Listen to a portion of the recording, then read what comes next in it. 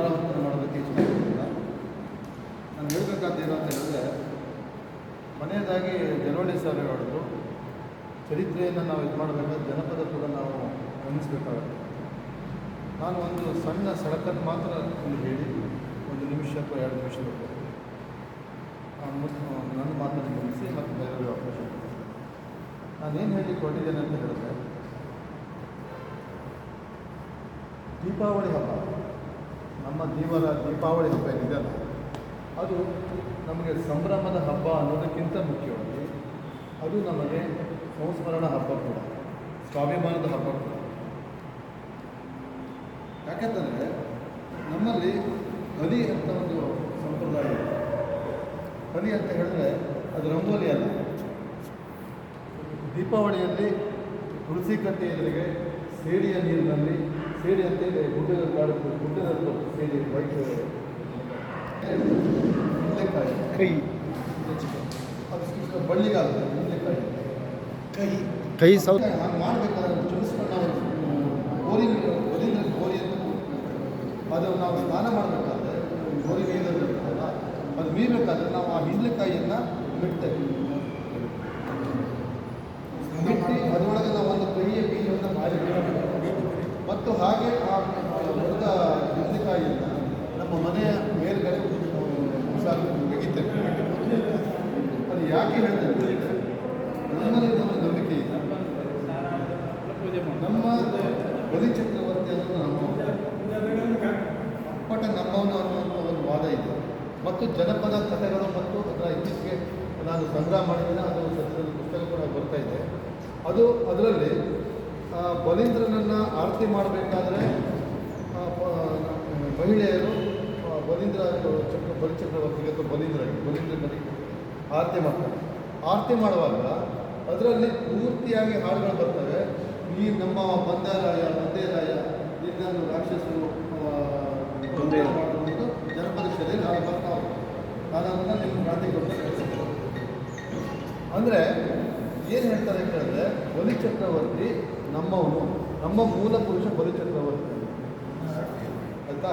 ಇದು ಜನಪದ ಹಿನ್ನೆಲೆ ನಾನು ಆತ ಮತ್ತೆ ಪ್ರತಿ ವರ್ಷ ನಮ್ಮ ಸಲುವಾಗಿ ನಮ್ಮನ್ನೆಲ್ಲ ನೋಡೋದಕ್ಕೆ ವಾಪಸ್ ಬರ್ತಾನೆ. ಆವಾಗ ನಾವು ಹೊಸ ಭಕ್ತದಲ್ಲಿ ಆ ಗಳಿಗೆಯನ್ನು ಇಡ್ತೇವೆ, ಅವನನ್ನು ನಾವು ಪೂಜೆ ಮಾಡ್ತೇವೆ. ಆತ ನಮ್ಮ ಸಂಭ್ರಮವನ್ನು, ನಮ್ಮ ಹಸಿರು ಪೈರುಗಳನ್ನೆಲ್ಲ ನೋಡೋದಕ್ಕೆ ಬರ್ತಾನೆ. ಮತ್ತು ಆತನ ಇದೇ ಗೌರಿ ಕಳಿಸ್ಕೊಡುವಾಗ ಅದರಲ್ಲಿ ಆತ ದೋಣಿ ಮೇಲೆ ಹೋಗೋದಕ್ಕೆ ಅನುಕೂಲ ಆಗಲಿ ಅಂತ ಹೇಳಿ ಅಲ್ಲಿ ಫೈಲ್ಗಳಲ್ಲಿ ಇರ್ತೇವೆ. ಪೂರ್ತಿ 15 ದಿವಸ ಆದಮೇಲೆ, ಒಂದು ತಿಂಗಳು ಆದಮೇಲೆ ಕಿರು ದೀಪಾವಳಿ ಅಂತ ಮಾಡ್ತಾರೆ. ಬಲಿಚಕ್ರವರ್ತಿ ದೇವರ ಕೇರಿಯನ್ನು ನೋಡ್ತಾರೆ ಅಂತ ಹಾಡ್ನಲ್ಲಿ ಬರ್ತದೆ. ಅದು ಮತ್ತೆ ಬೇರೆ ಯಾರು ಬ್ರಾಹ್ಮಣರ ಕೇರಿ ಅಥವಾ ಮತ್ತೆ ಯಾರು ಕೇರಿ ನೋಡ್ತಾರೆ ಅಂತ ಬರೋದಿಲ್ಲ, ದೇವರ ಕೇರಿಯನ್ನು ನೋಡ್ತಾರೆ ಅಂತಲೇ ಬರ್ತದೆ ಹಾಡ್ತಾರೆ ಆಯಿತಾ. ಆತ 1 ತಿಂಗಳಿಂದ ಕಿರು ದೀಪಾವಳಿ ಮಾಡ್ತಾವಲ್ಲ, ಆ ದಿವಸ ನಮ್ಮನೇಲೆಲ್ಲ ಕಾಯಿ ಪಾಯಸವನ್ನು ಮಾಡ್ತಾರೆ. ಅವರು ಬಲಿಚಕ್ರವರ್ತಿಯನ್ನು ನಾವೇನು ನಮ್ಮ ಮನೇಲಿ ಕುಡಿಸಿದ್ರಲ್ಲ, ಅದೇ ಜಾಗದಲ್ಲಿ ಸಾರಿಸಿ ಮತ್ತು ಅದೇ ಹಲಿಯನ್ನು ಹಾಕಿ ಅಲ್ಲಿ ದೇವರಿಗೆ ಕೊಡಿಸಿದ್ದೇವೆ. ನಾನು ಯಾಕೆ ಇದು ಹೇಳಲಿಕ್ಕೆ ಕೊಟ್ಟಿದ್ದೇನೆ ಅಂತ ಹೇಳಿದ್ರೆ, ನಮ್ಮ ನಂಬಿಕೆಯ ಪ್ರಕಾರ ಬಲಿಚಕ್ರವರ್ತಿ ಎನ್ನುವುದು ದೇವರ ದಂತಕಥೆಯಲ್ಲ, ಆತ ಕೂಡ ನಮ್ಮ ಮೂಲ ಪುರುಷ ಅನ್ನುವಂಥದ್ದನ್ನು ಹೇಳ್ತಾ ಇದ್ದೇನೆ. ಮತ್ತು ಈ ಬಲಿಚಕ್ರವರ್ತಿ ಹಿಂಗ್ಲಿಕಾಯಿ ಬಿಟ್ಟುವಂಥದ್ದನ್ನು ಸಂಪ್ರದಾಯ ಇದೆಯಲ್ಲ, ಅದು ಕೇವಲ ದೇವರ ಮನೆಗಳಲ್ಲಿ ಮಾತ್ರ ಇದೆ, ಮತ್ತೆಲ್ಲೂ ಇಲ್ಲ. ಪರಿಗಣಿಸಿದ ಸಂಶೋಧನೆ ನಮಗೆ ನಮ್ಮ ಪರಂಪರೆಯೇ ಶಾಸನದ ಆಧಾರ ಅಧಿಕೃತ ಆಧಾರ.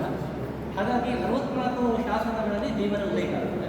ನನ್ನ ಪ್ರಶ್ನೆ ಇರೋದೇನೆಂದರೆ, ಈಡಿಗ ಮತ್ತು ಅದರ ಉಪಜಾತಿ ಕುಲಶಾಸ್ತ್ರೀಯ ಅಧ್ಯಯನ ಅಂತ ಅಂದ್ಕೊಳ್ತೀವಿ.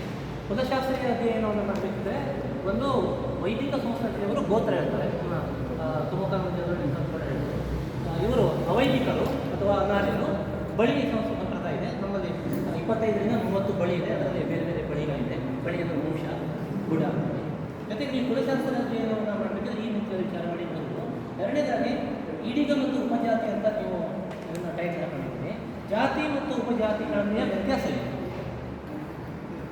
ಜಾತಿ ಮತ್ತು ಉಪಜಾತಿಗಳಲ್ಲಿರೋ ವ್ಯತ್ಯಾಸ ಇದು ಯಾಕೆಂದ್ರೆ ಒಂದು, ಮತ್ತು ಈಡಿಗ ಪ್ರಾಚೀನವು ಯಾಕೆಂತಂದರೆ ನನಗೆ ಈಗಾಗಲೇ ಕೆಲವು TM ಚಂದನ್ ಅವರ ಈಡಿಗ ಅನ್ನೋದು PhD ಅಂತ ಓದಿದ್ದೇನೆ. 15 ಅವರ ತೀವ್ರ ಒಂದು ಅಧ್ಯಯನ ಓದಿದ್ದೇನೆ. ಅಧಿಕೃತವಾಗಿ ಶಂಭಾ ಜೋಶಿಯವರ ಶಾಸನ ಹೇಳಬೇಕಂತ ಸಿಗ್ತದಂತ ನೀವು ಕೂಡ ಹೇಳಿದ್ರಿ. 11ನೇ ಶತಮಾನದಲ್ಲಿ ತುರುಗೋಡು ಶಾಸನ ಅಥವಾ ಮುತ್ತಿಗೆ ಶಾಸನದಲ್ಲಿ ದೀವನ ಉಲ್ಲೇಖ ಸಿಗ್ತದೆ. ನಮ್ಮ ಕಾನೂನಿನಲ್ಲಿ ಕೂಡ ಅಲ್ಲಿ ಕೂಡ ದೀವನ ತಿಮ್ಮಣ್ಣ ನಾಯಕ ಅಂತ ಬರ್ತದೆ. ಹಾಗಾಗಿ ನನಗೆ ಒಂದು ಸಿಕ್ಕಿದ ನಾನು ಅಧ್ಯಯನ ಮಾಡಿದ್ದು, ಯಾಕಂದರೆ ಉತ್ತರ ಕನ್ನಡ ನಾಮದಾರಿ PhD ಮಾಡ್ಕೊಂತ ಇದ್ದು ಅದು ಬಹಳ ವಾಸ್ತವ ಅಂತ ನಾನು ಮಾಡಲಿಲ್ಲ. ಆದರೆ ನನಗೆ ಪ್ರಕಾರ ಈಡಿಗ ಅನ್ನುವಂಥ ಸಿಗೋದು ಮದ್ರಾಸ್ ಯೂನಿವರ್ಸಿಟಿಯವರು ಒಂದು ಸಮೀಕ್ಷೆ ಮಾಡಿದ್ದಾರೆ, TM ಚಂದನ್ ಅವರು ಮಾಡಿದ್ದಾರೆ. ಅವರು ಚಿತ್ರದುರ್ಗದ ವೀರಗಲ್ಲು ಶಾಸನದಲ್ಲಿ ಪ್ರಥಮ ಉಲ್ಲೇಖ ಸಿಗ್ತದೆ ಅಂತಾರೆ. ಹಾಗಾಗಿ ದೀವನೇ ಪ್ರಾಚೀನ ಆದರೆ ಅದು ಹಳೆಬೈಕ ಪ್ರಾಚೀನ ಆದರೆ ಇದರ ಈಡಿಗರ ಉಪಜಾತಿ ನಾಮದಾರಿ ಅನ್ನೋದು ಆಗೋದಿಲ್ಲ. ನಾಮದಾರಿ ಅನ್ನೋದು ಅವರು ಹೇಳಿದ್ರು ವೆಂಕಟರಮಣ ಸೂರಿ ಅವರ ಅನಾರ್ಯ ಲೇಖನದಲ್ಲಿ ಅದು ತಾತಾಚಾರ್ಯರ ಕಾಲಕ್ಕೆ ನಾವು ಅಧಿಕೃತವಾಗಿ ನಾಮದಾರಿ ಆದರು. ಯಾಕಂದರೆ ಆವಾಗ ದಾಖಲೆಗಳು ಇರಲಿಲ್ಲ. ನಂತರ ಯಾವಾಗ ಜಾತಿಯ ಸಮೀಕ್ಷೆಗಳೆಲ್ಲ ಬರ್ತಲ್ಲ ಆವಾಗ ಅದು ಮಾಡಿರ್ಬೋದು. ಅದಕ್ಕೋಸ್ಕರ ಹಳೆಬೈಕ ಅನ್ನುವಂಥದ್ದು 1901ವರೆಗೂ ಹಳೆಬೈಕ ಅನ್ನುವಂಥದ್ದು ಕೂಡ ದಾಖಲೆ ಇದೆ. ನಾನು ದಾಖಲೆ ಮತ್ತು ಶಾಸನ ಆಧಾರದ ಯಾಕಂದರೆ ನಾನೇ ನಿಮ್ಮಷ್ಟು ಬಹಳವಾಗಿ ಡೀಪ್ ಮಾಡಲಿಲ್ಲ. ಮತ್ತು ನಾವು ಪೌರಾಣಿಕ ಆಧಾರವನ್ನು ನಾವು ಅತ್ಯಂತ ಅಧಿಕೃತ ಆಧಾರ ಅಂತ ಸಂಶೋಧಕರು ಯಾವತ್ತೂ ಒಪ್ಪುವುದಿಲ್ಲ. ಶಾಸನ ಆಧಾರಗಳೇ ಪ್ರಮುಖ. ಶಾಸನದಲ್ಲಿ 64 ಶಾಸನಗಳು ದೇವರು ಉಲ್ಲೇಖ ಬರ್ತದೆ. ಹಾಗಾಗಿ ನನಗಿರುವಂಥ ಒಂದು ದ್ವಂದ್ವತೆ ಅಂದರೆ ಪ್ರಾಚೀನತೆ ಹಳೆಬೈಕ ಪ್ರಾಚೀನ 1800 ಇತಿಹಾಸ ಇತಿಹಾಸದಲ್ಲಿ ಚಮ್ಮಜೇಶ್ವರ ಆಧಾರವಿದೆ.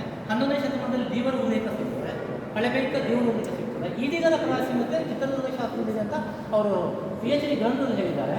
ಜೊತೆಗೆ ಅವ್ರು ಏನು ಹೇಳ್ತಾರೆ ಅಂದರೆ ಈಡಿಗರು ಆಂಧ್ರ ಪ್ರದೇಶದ ರಾಜಮುಡಿ ಪ್ರದೇಶದ ಬಲಿಜ ಜನಾಂಗದಿಂದ ಬೇರ್ಪಟ್ಟವರು ಅಂತ ಅವರು PhD ಗ್ರಂಥದಲ್ಲಿ ಉಲ್ಲೇಖ ಮಾಡಿದ್ದಾರೆ. ಈಡಿಗ ಅನ್ನುವಂಥ PhD ಗ್ರಂಥದಲ್ಲಿ TM ಚಂದನ್ ಅವರು ಉಲ್ಲೇಖ ಮಾಡಿದ್ದಾರೆ. ಆಂಧ್ರದ ಬಲಿಜ ಒಂದು ಸಂಪ್ರದಾಯದ ಬಲಿಜ ಜಾತಿಯಿಂದ ಅವ್ರು ಬೇರ್ಪಟ್ಟರು. ಜೊತೆಗೆ ಅವರು ಆರ್ಯ ಈಡಿಗ ಅನ್ನುವಂಥ ಒಂದು ಶಬ್ದ ಕೇಳಿದ್ರಿ. ಆರ್ಯ ಈಡಿಗ ಅನ್ನೋದು ಅವರು ಹೇಳೋದಿಲ್ಲ ಅಂದರೆ ಹೆಂಡತಿಗೆ ಉದ್ಯೋಗ ಒಂದು ಅಪಮಾನಕಾರಕ ಕಾರಣದಿಂದ ಮೈಸೂರು ಬದಿಯ ಪ್ರಾಂತದವರು ತಾವು ಆರ್ಯ ಈಡಿಗ ಅಂತ ಕರೆದುಕೊಂಡಂಥ PhD ಗ್ರಂಥ ಕೂಡ ಅದನ್ನು ಉಲ್ಲೇಖ ಮಾಡಿದ್ದಾರೆ. ಇದು ನಾನು ಓದಿದ ಒಂದು ಆಧಾರದಲ್ಲಿ ಹೇಳ್ತಾ ಇದ್ದೆ. ಜೊತೆಗೆ 1998ರಲ್ಲಿ ನಮ್ಮ ಗಣಪತಿ ಅಪ್ಪನವರು ಒಂದು ರವಿವರ್ಮ ಹಿಂದುಳಿದ ವರ್ಗದ ಆಯೋಗ ಆಗಿತ್ತಲ್ಲ, ಆವಾಗ ಒಂದು ಮನವಿ ಕೊಡ್ತಾರೆ. ಏನು ಅಂತಂದರೆ 1974ರಲ್ಲಿ ಹಾವನೂರು ಆಯೋಗದಲ್ಲಿ ತಪ್ಪು ಗ್ರಹಿಕೆಯಿಂದ ನಮ್ಮನ್ನು ಹೆಂಡ ಇಳಿಸುವವರು ಅನ್ನುವಂಥ ಒಂದು ಕಾರಣದಿಂದ ಪರ್ಯಾಯ ಜಾತಿ ಅನ್ನುವಂಥ ಕಾರಣದಿಂದ ನಮ್ಮನ್ನು ತಿಳಿಸಿದ್ದಾರೆ. ನಾವು ಹೆಂಡ ತೆಗೆಯುವಂಥ ಉದ್ಯೋಗದವರಲ್ಲ, ಅದು ತಪ್ಪು ಗ್ರಹಿಕೆಯಿಂದ ಆಗಿದೆ. ಹಾಗಾಗಿ ನಾವು ಕೃಷಿ, ಹೈನುಗಾರಿಕೆ ಮತ್ತು ಸೈನಿಕರ ಕಾಲದ ಯೋಧ ಕೆಲಸವನ್ನು ಮಾಡಿದವರಂತ ಗಣಪತಿ ಅಪ್ಪನವರೇ ಒಂದು ಮನವಿಯನ್ನು ಕೊಟ್ಟಿದ್ದಾರೆ. ಆ ಮನವಿ ಕೂಡ ನಂತರ ಸಂಗ್ರಹ ಮಾಡಿದ್ದೇನೆ. ಇದಿಷ್ಟು ನನ್ನ ಒಂದು ಇದು. ಹಾಗಾಗಿ ಈಡಿಗ ಮತ್ತು ಅದರ ಉಪಜಾತಿ ಅಂತ ಬೇಕಿದ್ರೆ ಈ ಕ್ಲಾರಿಟಿಯಲ್ಲಿ ಯಾವುದು ಪ್ರಾಚೀನ ಮತ್ತು ಜಾತಿ ಮತ್ತು ಉಪಜಾತಿ ಅಂದರೆ ಏನು? ಉಪಜಾತಿ ಅಂದರೆ ಜಾತಿ ಒಳಗಿರುವಂಥ ಜಾತಿಯನ್ನು ಉಪಜಾತಿ ಅಂತ ಕರೀತಾರೆ. ಹಾಗಾಗಿ ಜಾತಿ ಮತ್ತು ಉಪಜಾತಿ ಅಂದರೆ ಏನು?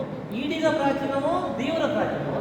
ದೇವರ ಪ್ರಾಚೀನ ಅಂತಂದರೆ ಯಾವ ಉಪಜಾತಿ ಯಾವ ಅನ್ನೋದು ನೀವು ಅರ್ಥ ಮಾಡ್ಕೊಳ್ಳಿ ಅಷ್ಟೇ. ಟೈಟಲ್ ಚೇಂಜ್ ನಂತರ ಉಪಜಾತಿ ಬರಬೇಕು. ಅಜ್ಜನ ಡೇಟ್ ಆಫ್ ಬರ್ತ್ ಸಿಕ್ಕಿದ ನಂತರ ನನ್ನ ಡೇಟ್ ಆಫ್ ಬರ್ತ್ ಸಿಗದವಾಗ ಯಾರು ಮೊದಲು?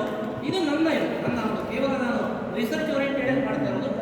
ಜನಪ್ರಿಯವಾಗಿ ಭಾಷೆ ಮಾಡೋದು ನನ್ನ ಆಸಕ್ತಿ ಇಲ್ಲ. ಅದು ಕುಲಶಾಸ್ತ್ರದಿಂದ ಆಗುವಾಗ ಜನಸಂಖ್ಯೆ ಜಾಸ್ತಿ ಮಾಡೋ ಉದ್ದೇಶದಿಂದಲೂ ಎಲ್ಲರೂ ನಮ್ಮ ವಿಕೃಷ್ಣದೇವರಾಯ ನಮ್ಮವ ಎಲ್ಲ ಹೇಳೋದು. ಅದಕ್ಕೆ ಸಾಹಿತ್ಯಿಕ ಆಧಾರ ಗೊತ್ತಿಲ್ಲ, ಅಧಿಕೃತ ಆಧಾರ ನನಗೂ ಗೊತ್ತಿಲ್ಲ. ಯಾಕಂತಂದರೆ ಯಾವತ್ತೂ ಕೂಡ ನಾವು ನೋಡಿದ ಹಾಗೆ ಕ್ಷತ್ರಿಯರ ಸಂಖ್ಯೆ ಯಾವತ್ತೂ ಕಡಿಮೆ ಇರ್ತದೆ, ಸೈನಿಕರ ಸಂಖ್ಯೆ ಹೆಚ್ಚಿರ್ತದೆ. ಸೈನಿಕರ ಸಂಖ್ಯೆ ಯಾವತ್ತೂ ಹೆಚ್ಚಿರ್ತದೆ, ಕ್ಷತ್ರಿಯರ ಸಂಖ್ಯೆ ಹೆಚ್ಚಿರ್ತದೆ. ಮತ್ತು ಕ್ಷತ್ರಿಯ ಅನ್ನೋದು ಒಂದು ಜಾತಿ ಅಲ್ಲ, ಅದು ಕ್ಷತ್ರಿಯ ಅನ್ನೋದು ವೃತ್ತಿ, ನೌಕರ ವರ್ಗ ಇರೋದು. ನನ್ನ ಹೆಂಡತಿಗೆ ಒಂದು ಅಧಿಕೃತ ಉದ್ಯೋಗ ಯಾವ ಕಾಲದಲ್ಲೂ ಆಗಲಿಲ್ಲ ಅನ್ನೋದು ನನ್ನ ವಿಚಾರ. ಹಾಗಾಗಿ ಹೆಂಡತಿಗೆ ಒಂದು ಉದ್ಯೋಗ ಅಂತ ಹೇಳ್ತಾ ಬರೋದು ನನಗಂತೂ ಅದು ಸರಿ ಅನಿಸಲಿಲ್ಲ. ಮತ್ತು ಹೆಂಡತಿಗೆ ಯಾವುದು ಕುಲಕಸಬ ಅಂತಂದ್ರೆ ನನ್ನ ಅಭಿಪ್ರಾಯ ಇಲ್ಲ. ಈಗ ಆಚಾರಿ ಕುಲಕಸಬ, ಅವರು ಎಲ್ಲರೂ ಆ ಕೆಲಸವನ್ನು ಮಾಡ್ತಾರೆ. ಗುಡಿಗಾರಿಕೆ ಕುಲಕಸಬ, ಎಲ್ಲರೂ ಆ ಕೆಲಸವನ್ನು ಮಾಡ್ತಾರೆ. ಪೌರತ್ವ ಕುಲಕಸಬ, ಅವ್ರ ಜೊತೆ ಎಲ್ಲರೂ ಮಾಡ್ತಾರೆ. ಈ ಮಧ್ಯ